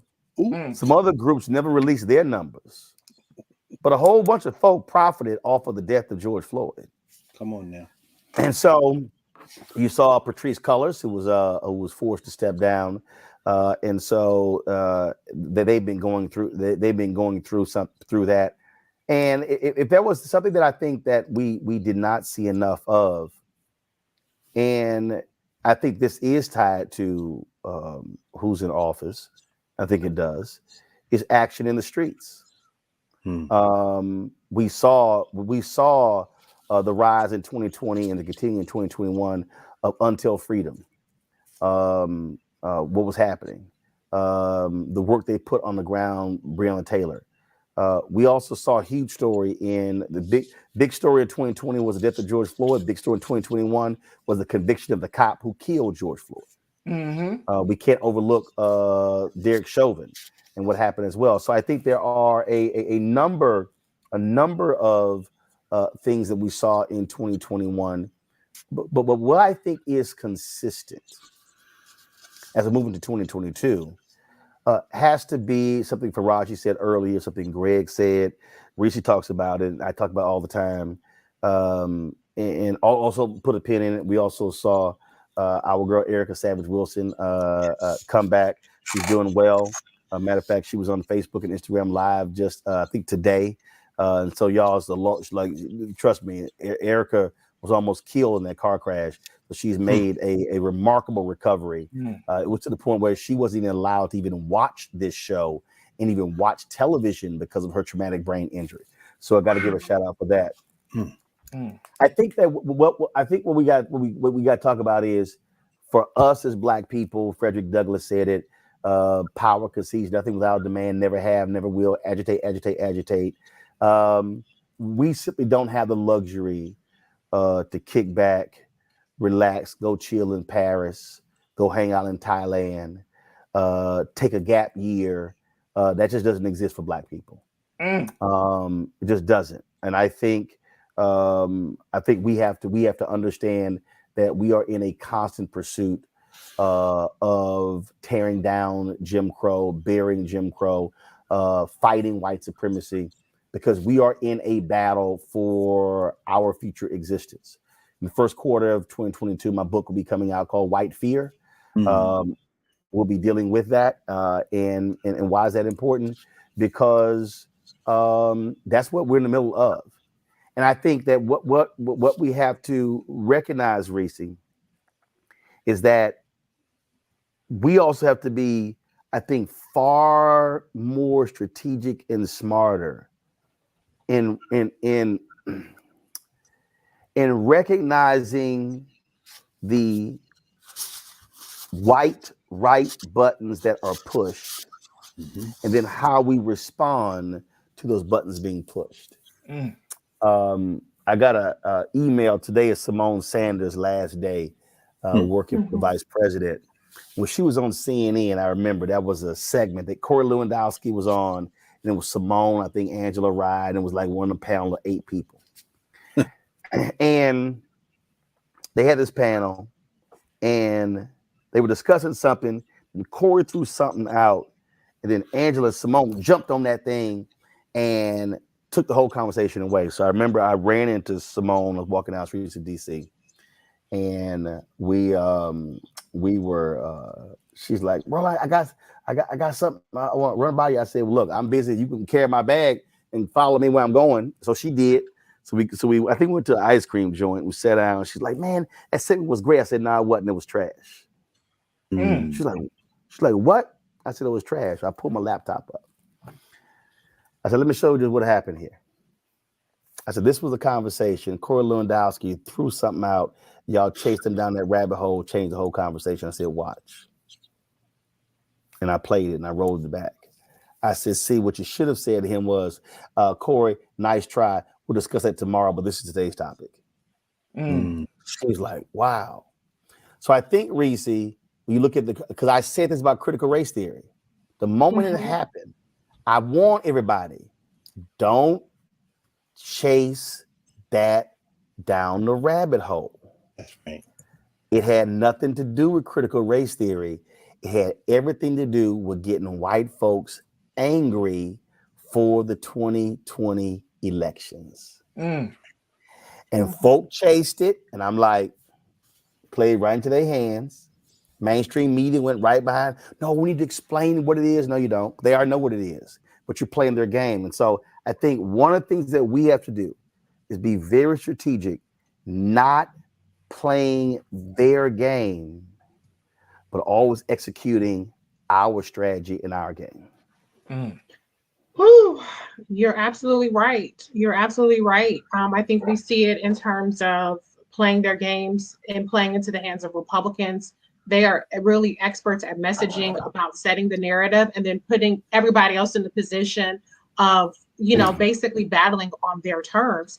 But we also see this happen even within our own Black community. And, I find, being a person who's constantly pushing back on disinformation, that I'm constantly having to fight on, I have to constantly push back on the same, I will say not even 5, a handful of the same narratives that, really permeate the entire discussion. And that's the terms of the discussion. And so I think we have to expand what our lens is focused on. I said it earlier, and I just can't emphasize that enough. We have to really expand what we're really looking at. If I hear for 2022, we ain't got the George Floyd bill, we ain't got the voting rights bill, and disregarding everything else, I'm going to lose my shit, because yes, we don't have those things. But meanwhile, we're taking our eye off the ball on so many other things. I didn't hear a lot of people, push back on this whole, speaking of white is right, attitude that we have even within the Democratic Party in terms of selecting candidates. We have a lot of very qualified Black candidates. You've had them on your show, Roland, who are running statewide offices, whether it be for governor or for Senate. And, even at times, Black people, we're guilty of perpetuating the, well, they're not going to let a Black person win kind of attitude and undercutting the Black candidates until they start to show some polling that shows them in the lead. And so 2022 is going to shape up to be a big year. And we don't have to just fight against the white supremacist narratives that are going to really set a lot of the discussion in the mainstream media. We have to fight against the, I'll call it Black on Black crabs in the barrel narratives that really cause us to undercut our own, even within our own community, because 2022 is going to be about formal voter suppression, meaning, that going in through the laws that are passed at the state legislature, but also in what's happening in social media. And the last thing I'll say is, I saw the CBC wished a Merry Christmas, and all of the comments under there were Black purported accounts who were just trashing them, talking about reparations, which everybody in the CBC actually supports, and a number of other things meant to really undercut the CBC and make it seem like they're do nothing. I've never seen that kind of engagement under Mitch McConnell, under any kind of House or RNC accounts.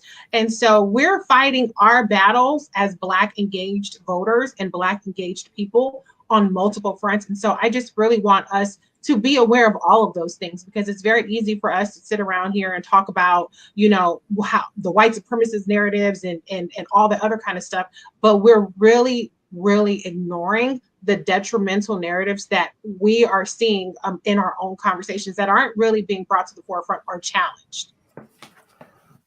Brother Roland, can I add to that? Yep. Yeah, just real quick. I mean, I think that Reese, you're on to something, and I want to add to what you, Brother Roland, what you and Dr. Carr were talking about when you were saying about rhetorical flourishes. I mean, if you've been in the work of movement building, if you've been in the any Black space, we love rhetorical flourishes. We love people to sound good, and I've had my fill of rhetorical flourishes. But I think when you actually a very quick pivotal question, Brother Roland, you said why are we still in that space in 2021? It's simply because, and this is the only thing I can glean from it, is because when you are sitting there listening to a lot of people who are talking Black, who are talking this and talking that, there's no responsibility. There's no commitment to that. There's no sacrifice that is required to take those rhetorical flourishes and making them real. And so that's one of the big reasons why we love to stay in that space, because we could talk about the great ones that came before us, the contemporaries that are among us. But when you're talking about who in the generation right now, who of us are going to be the next torchbearers, who of us are going to be the next, cadre of freedom fighters, that number gets so small. You and I know it. The number gets so small, it's almost not seen. So the rhetorical flourishes is like a blanket. It's like a security blanket. It's easy for us to hold on to, because when you go outside and you actually got to put some work in, that's a whole different level of love and commitment. The other thing is something that you speak about all the time, and I think this is why we got to go into 22 into a different mindset.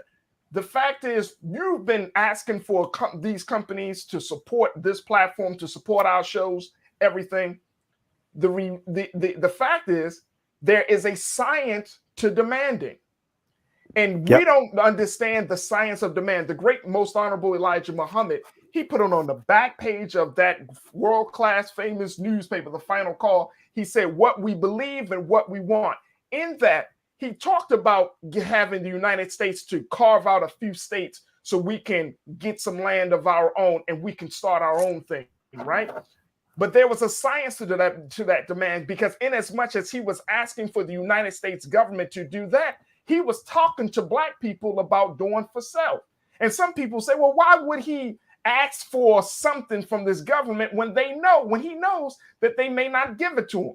Because he wanted the world to see the hypocrisy of what they claim, the hypocrisy of the fact that you have companies in corporate America say, yeah, we were Black people. We look at all of the companies that have pledged to support racial justice programming and social justice acts after George Floyd.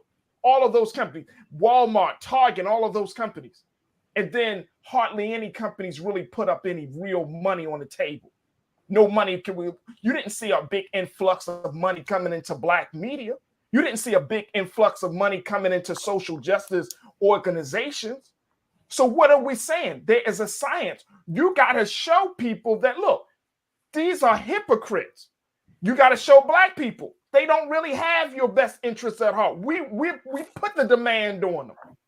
Now, why do you keep believing and hoping and wishing upon a star that they're going to change their ways? So we got to understand that there's a science to that demand. So I just wanted to throw those 2 points out there, because we're going into 22 and we got to reassess our strategy on our relationship with each other, our relationship with the United States government, and of course, on our role in this time, because I'm with you, bro, Roland. We don't have a lot of time. We don't have the liberty to say we're going to take some time off. Man, please, the battle is far from won. We heard that from Reverend Barber. I'm just ready to keep the movement moving. That's the place I'm at. I think the point that the Faraji makes there, Greg, is an excellent one. It's interesting. There were some people I sat down with Minister Farrakhan for preceding the 10th anniversary of the Million Man March. And we talked about failures coming out of the Million Man March. And one of the things that he said was there were a lot of people who were critical of the Million Man March who did not stand with us to create a plan of action after the Million Man March. And I challenged Minister Farrakhan, okay, what's going to be the plan after the 10th? When he came on my TV One show preceding the 20th anniversary, we had that very same conversation. And there are people who were, well, why did you challenge the brother minister like that? I said, well, first of all, it was a conversation. I said, Mr. Farrakhan wasn't expecting to sit down with me and have a love session. I said, because he knows exactly how I operate, which he has actually expressed to me personally offline in terms of challenging. What Faraja just laid out there is, I would dare say, and I would say this, the one thing I think many people, not just black people, most people are afraid of is accountability. Mm. And you're absolutely right. Oh, it's easy to sit there and listen to a speech. It's easy to sit there and listen to a sermon. I love it when people say, oh man, that preacher, man, he was preaching. And then you go, what was the scripture? Mm. What they really were referring to was the hoop. Of course. They were referring to the hoop, which is the emotional part. But if you can't tell me what the scripture was, in fact, my wife will tell you, if we're sitting in church, she can tell you whether or not the preacher is having an impact on me, judging based upon my notes. See, I take copious notes. If she looks over and all she sees is the date, the name of the church, the preacher's name, the title of the sermon, and the scripture, and she don't see nothing below that, that means he or she ain't saying nothing that's resonating with me. Mm. And there are a lot of preachers who know they ain't preaching or saying nothing. So what they'll do, Greg, is they will immediately go to the cross. Mm-hmm. See, some of y'all gonna get that. So what happens is they'll go to the cross because when you go to the cross, it automatically elicits a response from the people. So the sermon is awful. And then they'll say, on Friday, all of a sudden folks stand up, start shouting. And then they go on Sunday morning. Yes, sir. And this is me sitting there. And I've turned to my wife. There's a certain preacher, I ain't gonna name the church, but he's an associate pastor. I'd be like, he about to go to the cross. He about to go to the cross. Yes, sir. So, I need y'all, everybody who's watching and listening, to understand that there are people who are on TV, on radio, on podcasts, who they go to the cross. Mm. They ain't saying nothing else. They're not talking about what's the plan of action to come Monday. All they focused on is that event. Every time somebody has a march, I go, y'all done data collection? What's the plan after the march? Mm-hmm. See, that's really, I think, where we have to be. You know, this year, I knew we were going to be launching Black Star Network. I knew that 3 years ago. But there was always a plan of action that was involved. It was always a building to that. And then when the haters were sitting here running their mouths, I was like, yeah, whatever. When they were doing videos saying, oh, he doing this, whatever, because I don't work for them. I work for the people. Mm-hmm. And so I really believe where we have to be in 2022, Greg, is we have to be willing to show the hand to the haters, to tell them to move on to their own divine good. So if they want to go talk, go on talk. Come on. Go on talk. Because they hit me up. They like, man, you need to come on so-and-so page. Man, she killing you. Why am I going to talk to a fool? Why am I about to invest time, energy talking to a fool? No, where we have to be, if we are serious about Black advancement, then we've got to be serious about not only announcing something on Monday, Tuesday, Wednesday, Thursday, Friday, but we got to be focused on what's the plan for the next day. That to me is really what our goal has to be in 2022, Greg. Yes, sir. And it's more than just words, it's action. And you've shown us with your action, Roland. You told that story many times in this space in TV One. You know, the first time that we met was an argument, but it wasn't an argument. It was just two brothers who began to get to know one another, because underneath any disagreement, agreement, is love. And what people have to understand is, I don't know anybody who works harder than you do. And all of those hours, except for the handful that you spend in this public facing space, are done out of the view of people, but they're done with love. I've seen you in all kind of circumstances. We watched you in Georgia with your arm draped around that little boy. We seen you in the streets. We saw you down there in Atlanta risking your health and having a bit of a health scare, which is why you in quarantine with all those young brothers and sisters come from South Carolina State and Jackson State. That's love. You can't fake that. And, you know, I don't know what a conservative Christian is. I think it's an oxymoron. If I understand Christianity, in fact, you can't be conservative and Christian. So when you say they go to the cross, and you know, I'm a Southerner like you, so I know what that means, brother, when they go to the cross. But it seems to me, and I might be misremembering scripture, but it seems to me that Christ was hanging between two people that day on Calvary. And what he had said in the words of the Reverend James Cleveland, so, well, if you are the Son of God, why don't you come down off that cross?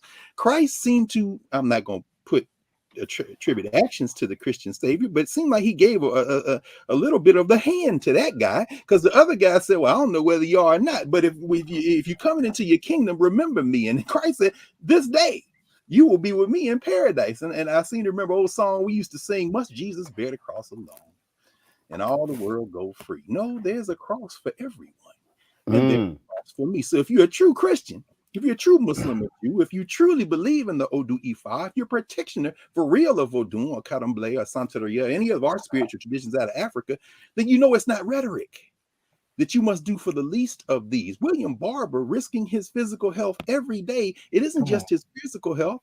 He needs bodyguards. You know why?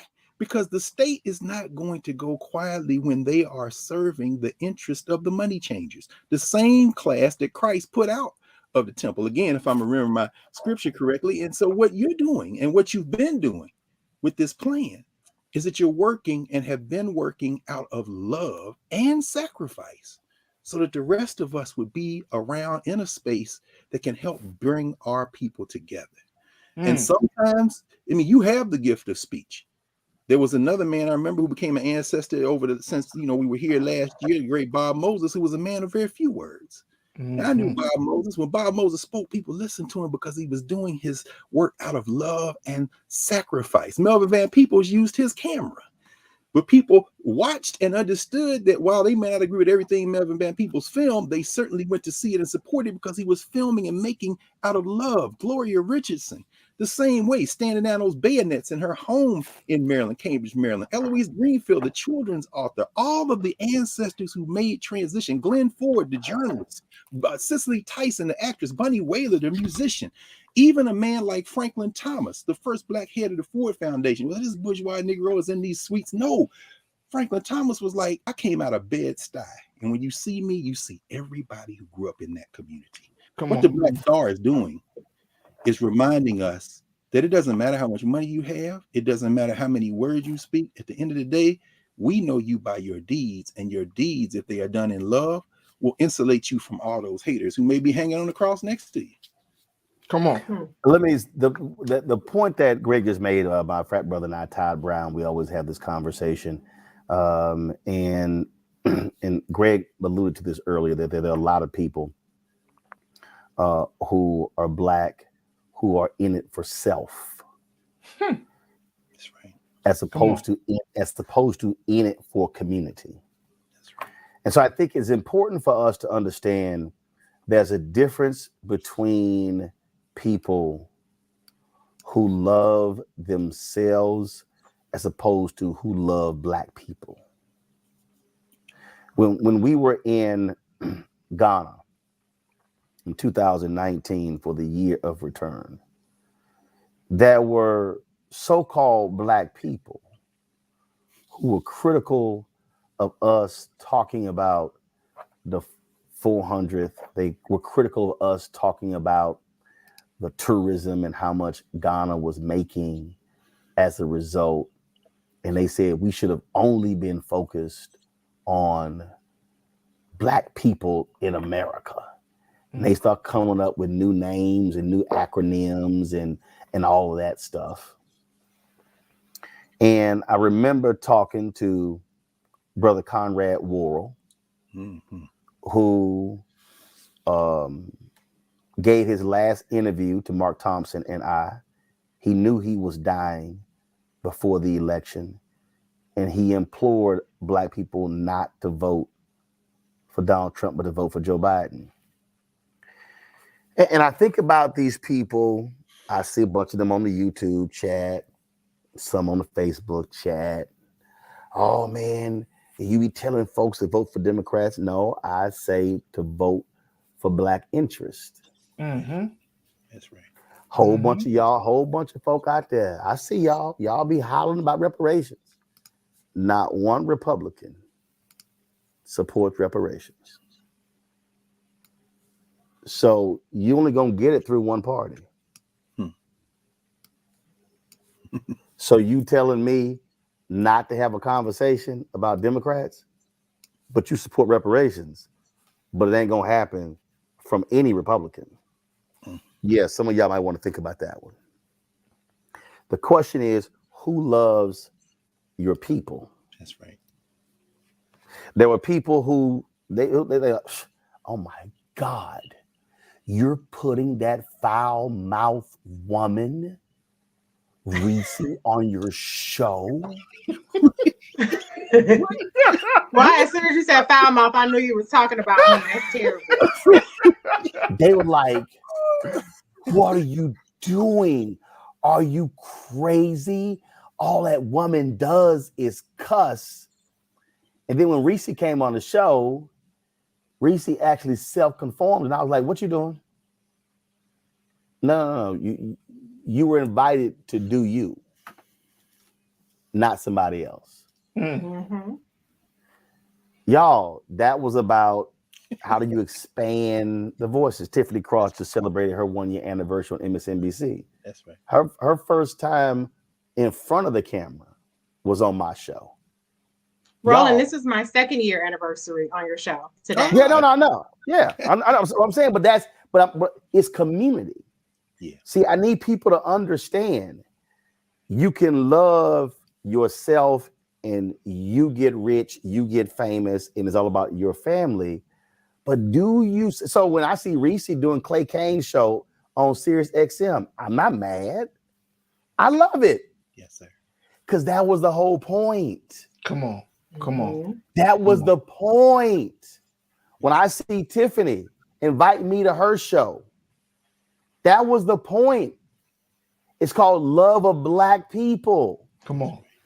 And when we're celebrating our folks who've gone from elders to ancestors, or when we're talking about people who are doing great things today, the question is, do they love Black people? That's it. Or do they only love themselves? That's exactly right. That's really the measurement. There it is. And so the challenge I give to all of you who are watching and listening in 2022 is, what are you going to do to spread the love of Black people?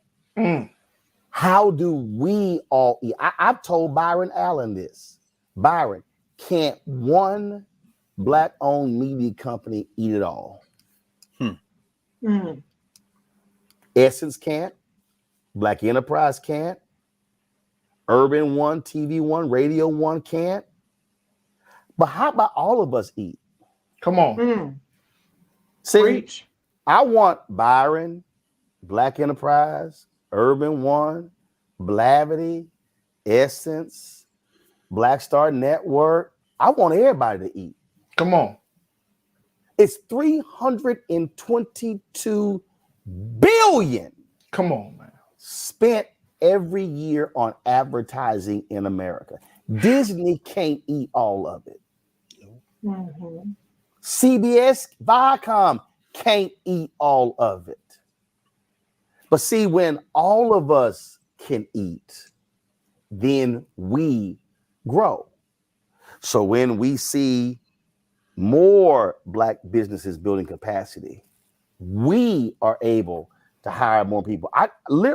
My producer Carol just sent me 4 resumes of folk for jobs. Y'all, that's 4 more than we had at this time last year. Come on, man. That's how we have to be thinking. And so if you're one of these trolls and that is your commitment to life,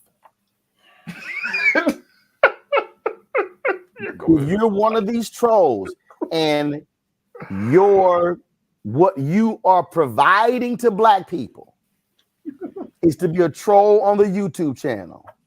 Come on. It's to be a troll when you make your own videos. Go on talking to win.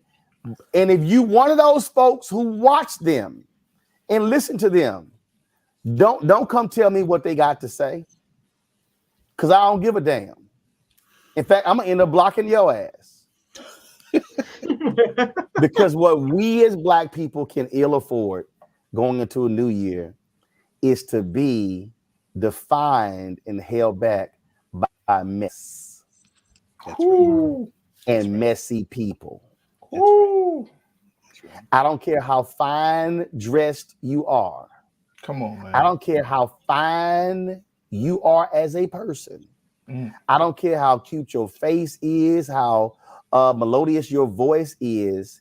If you are full of mess, then you're full of shit. Those two meanings mean the same. Full of mess and full of shit means the exact same thing. And so I want our goal to be to build a stronger community. We wanted to hit right now. We got 24,415 people who have downloaded our Black Star Network app. I would love for us to hit 25,000 by midnight by 11:59 p.m. on December 31st. Y'all, that's what this is all about. When did Black Star launch? It was 2020, We launched 2019. September 4th, 2021. Oh, that's the story then. I guess maybe that's So in 3.5 months, again, we're there. And so we're going to keep building. We're going to keep building, y'all. Because that's what this is about. This is about the absolute love of black people.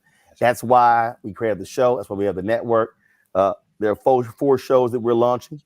They've been in development for the past 2 months. We're launching those in January. There are 4 more we're going to launch in 2022 as well.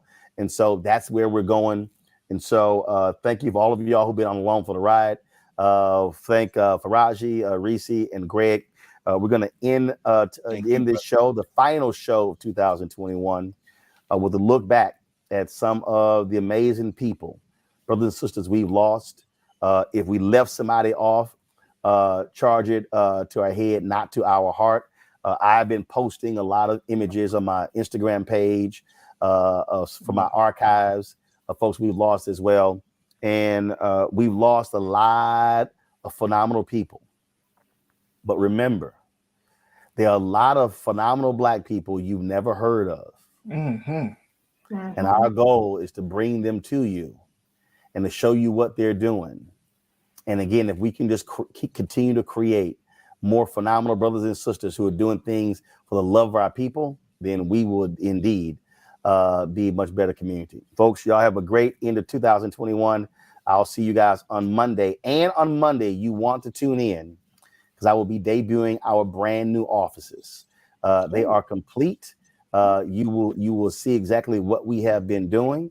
And trust me, you do not want to miss Monday's show. I guarantee you don't want to miss. You can see how we built out and how you have played a huge role in us building out our brand new offices of Roland Martin Unfiltered and the Black Star Network, located on Black Lives Matter Plaza in the nation's capital, Washington, D.C., 2 blocks from the White House. Folks, that's it. Here's our in memoriam. I'll see you guys on Monday. Holla!